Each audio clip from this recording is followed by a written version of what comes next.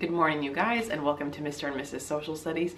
Obviously, this is not my classroom. I'm actually getting ready to film a video for my main channel. It's Sunday morning, but I wanted to catch up just because, honestly, these past 2 weeks in the classroom have been crazy. Like, not the actual classes themselves, but just, I don't know. I think I've hit a point of the year where, like, the teacher tired kicks in, and I think that comes mostly when you have your weekends, but they're not really a full recharge.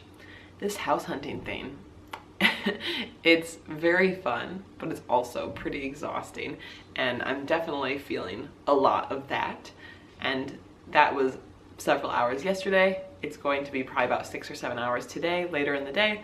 So it's definitely a lot tougher to keep up with things in the classroom when you're not really doing. Usually I do use a lot of my weekend to get caught up. But anyway, I do have a little matcha green tea latte smoothie thing. So very much trying to take it easy, despite, staying productive with things. But I wanted to catch up a little bit on a few things. First of all, obviously, if you can't tell already, I think the status of doing the daily vlog is pretty much over at this point. I just think realistically I can't fully keep up with it, and most people are probably like, yeah, we can tell. But I think it's just, there were even days I didn't even bring the camera to school because I was like, I'm not gonna have time to film anything. I think I'm the type who's always over ambitious. Like, yeah, we can do a video every day. That's not a problem. You've got time, it won't take that long. But then in reality, every minute counts so much, so. And I also think I've come to the realization that a middle school teaching vlog is maybe not as exciting or as interesting or as useful as an elementary or high school teaching vlog. And the only reason I say that is just because, well, there's a lot of people who say I could never teach middle school, like middle school sounds terrible. Personally, I love it. Personally, I feel like it's the right level for me to be teaching. But I do feel like in a lot of ways, it's the easiest level to teach. Now, again, a lot of people don't think that it is. I think the biggest challenge maybe with a middle school level is just that kids are really trying to figure themselves out, and so you see kind of a variety of different behaviors. But honestly, I love the fun that we have in our class. I love that I am able to personalize it to my subject and not do all the subjects like elementary school. I love that you're getting to see more of them as individuals, more of the students as individuals.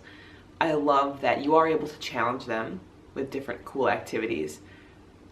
But again, you can still have that fun environment. It's not like they're, I don't know. I haven't ever taught elementary school, but my perception is that just, I have so much respect. I can't imagine all of the time you spend planning, and to only be able to teach each thing once seems like such a bummer.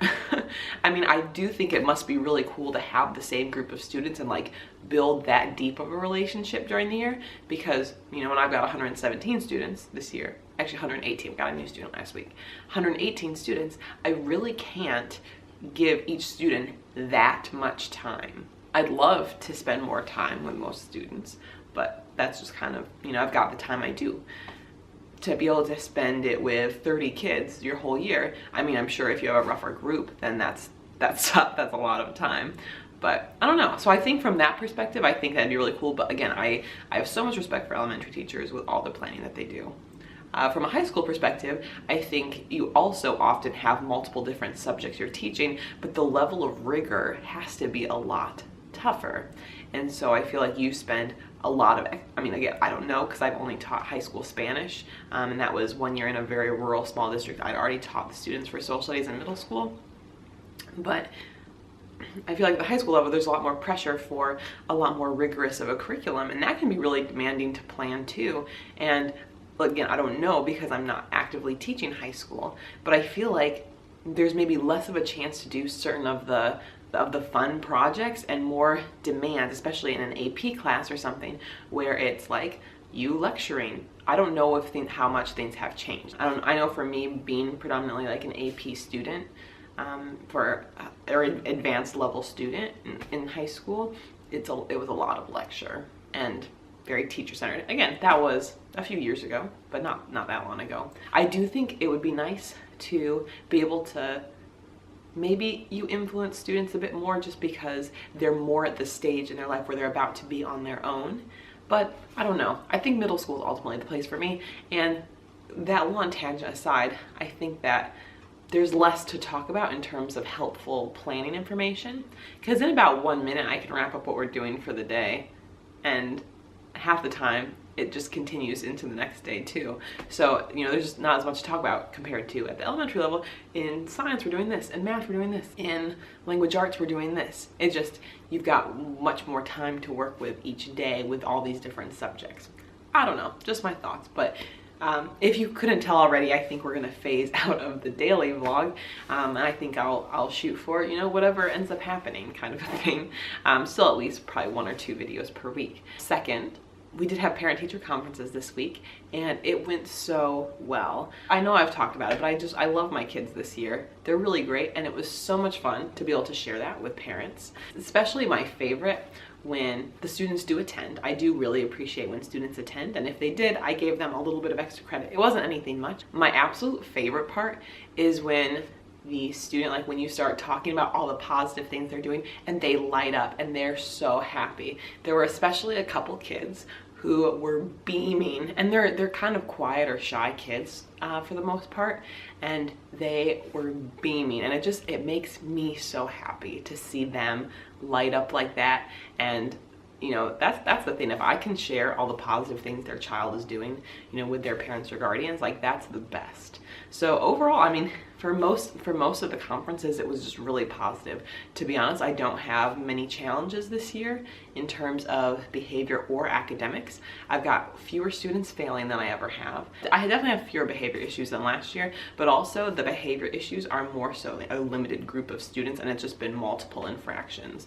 So from that perspective, yeah, the conferences were super positive, and it's fun. I feel more comfortable too. In the past, I think I was always a little bit more nervous for conferences. I don't know if it's because I didn't feel as assertive or as sure of like what to say, but it got a lot easier for me. And over time, I think just with practice, it becomes easier. I really like how my school has it set up. They open the wall dividing 2 classrooms, so it's a large classroom, and then all the teachers and the teams sit around the perimeter of the classroom, and the students and parents can walk to each station. So it keeps it really easy. And then also, even though this has not ever been a problem for me, if a parent was to get, you know, very agitated or upset about something, the great thing is the other teachers are here to kind of come to their rescue and monitor the situation, just in case, you know, to prevent anything serious from happening. Just because, even though again, I've been very lucky, I have not had to deal with that. I know of others who have. Jake at his past school had a very agitated parent who was screaming and yelling one time, not just to him, but to a couple of the teachers.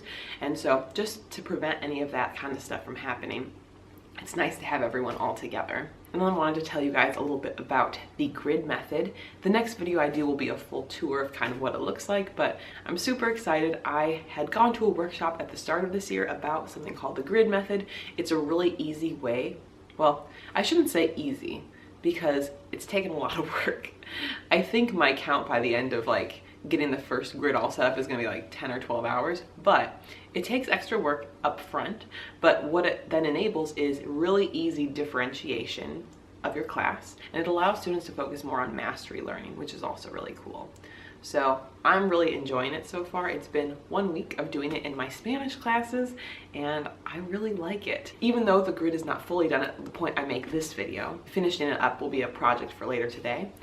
I can already tell I really like the working at your own pace element, and I'm sure I'll have to get some feedback from students a little bit later to kind of see what their thoughts are with it and if there's any changes we should make. But so far it feels really positive. And then I actually, because it takes away some of the direct instruction time and you put that in like video form or different form of like activities, once you take that away, you're able to have a lot more time to actually like work one-on-one with the kids, which is really nice. I haven't done a lot of that in the past. Well, that's why I do it, but it just enables you to do that more. And so I feel like one other bonus about this week that was so nice is during class, I had more positive interactions with students than I would have if I was just, you know, up in front explaining something. I want to shift away from that as much as I can, even though, I mean, I think there's still time and a place, but really, you know, as one of my big goals for the year is to make things more student-centered. My last update for this video here, last night I finished the book Powerful Educator by Maui. He was a speaker who came into our district last year. It seems like for a lot of the books we have, they like sit around for a year before I read them. And then, so it was about a year ago, we had a professional development workshop, and I was able to win one of the copies. It was just a raffle, and I got to win one of the books. So I was super excited about that. I'll actually be passing this on to someone at my school. What's really nice about it, this book was actually really written for teachers because you can read it super fast, just given limited time. I think total it took me about an hour and a half to read the book, which is great. But honestly, it's super motivating and just kind of reminds you, as the title sounds, Powerful Educator, it reminds you just what a significant role you can have in your classroom and the kind of difference that we can make. And there's a lot of different stories in the book that just kind of talk about how different teachers have impacted certain students and then that later affects them. I had a really great TA actually in one of my college classes, and he was a little bit blunt. Well, he was definitely very blunt. One of the things that really resonated with me, he was talking about how a lot of teachers go into the profession thinking they're going to transform countless lives and it's just going to make a huge impact. And he was like, you know what, the honest truth is that you're not going to. You're not going to get through to all these kids. You're not going to reach them. But you can reach like one each year or something like that. I mean, I think he had some evidence or something of this sort, probably. I mean, this was from maybe 2011 at this point, so it's been a while. But it was very interesting because I do think there's some element where we think that like, oh, we're gonna make such a huge difference. The truth is that a lot of factors go into what makes a difference for kids, and there are little elements that they can take away from classes, but also, you know, just like it's true with anything in life, we affect certain people we don't really have as much of an effect on, and that's just kind of the way it is. But I did really like a lot of the things he was describing here. He talks more about like a growth mindset versus a fixed mindset. So there were a couple of things I can do with that. Ideas of how we help champion student voice, making sure they feel like their voice matters in class. So it was a good read. And there's a couple of pages I marked that I want to go back and take note of and really reflect how I can implement them in my class. But yeah, just wanted to chat about that since it was a good book. So that's sort of my update with where things are at. I know it had been a little while since we caught up, but I just wanted to reach out. That grid method video will probably be the next one up very soon, as well as future vlogs and teaching related content. If you guys want to check out any of our past videos, you can do so over here. And if you have not already subscribed to the channel, you can do that up here. Hope your year is going very well. We'll see you in the next video. Bye.